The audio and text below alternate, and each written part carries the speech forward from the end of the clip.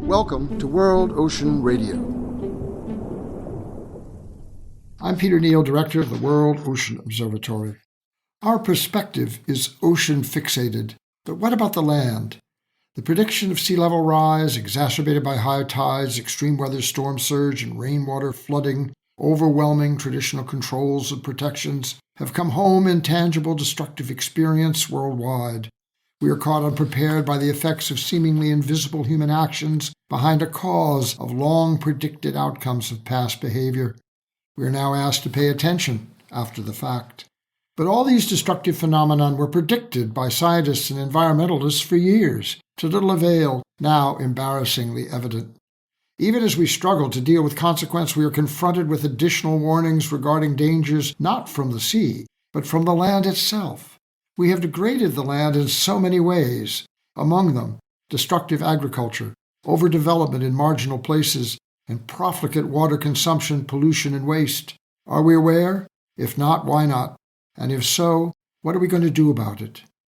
According to a recent article by Askat Rati in Bloomberg Green Daily, about 40% of planet's land is used for farming, 1/3 to grow crops, the rest for grazing livestock, unquote. Unsustainable agricultural practice has degraded almost half of it, with CO2 released from land's disturbance as a primary source of greenhouse gases contributing to global warming. Inherent in success is failure. Rathi points to a dramatic solution. If the problem has been promoted and accelerated by government subsidies, some $500 billion invested globally, the application of public monies toward the destruction of natural capital, why not invest that same amount in land restoration, research for crops with increased yield, and stimulus for organic farming and other methods to at least attempt to abandon past practice and promote alternatives? Again, the politics of industrial agribusiness, lobbying and donations, and the forced vested recalcitrant interests stand in the way, just as they did for prior predictions.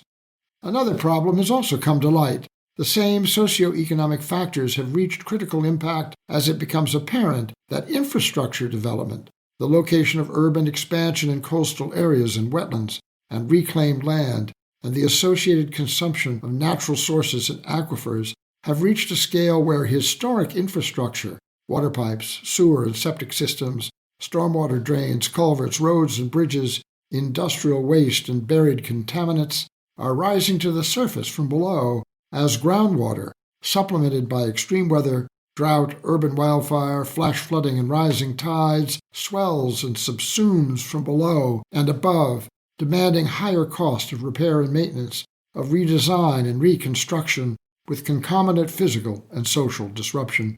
Lakes and streams, wells, and existing municipal water supplies are corrupted. Septic tanks, cesspools, power lines, water mains, and sewage systems uplifted and broken. Add to that the intermixing of fresh and salt water from coastal inundation, and you have a recipe for social chaos at incalculable cost. Have we been here before? Am I experiencing the vertigo, even nausea, of déjà vu? So what about the ocean? What about the land? What about our communities? What about our children? If history is the repetition of past mistakes, we are living in a time of historical hell. No one is immune. It's just not possible to ignore these realities and predictions again and again. What do you call it when you know the problem, understand its cause, have the technology and financial capacity to embrace its solution, and yet do nothing? What do you call it when our government is distracted by the petty and unresolved, our leaders fearful and politic? What do you call it when you are in despair over our collective misunderstanding, misdirection, and missed opportunity to take action to protect ourselves from ourselves and to build a viable future? What do you call it? And what do you do about it? We will discuss these issues and more in future editions of World Ocean Radio.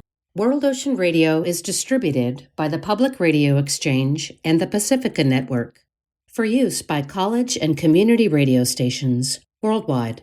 Find us wherever you listen to podcasts and at worldoceanobservatory.org, where the full catalog of more than 700 episodes of World Ocean Radio is searchable by theme.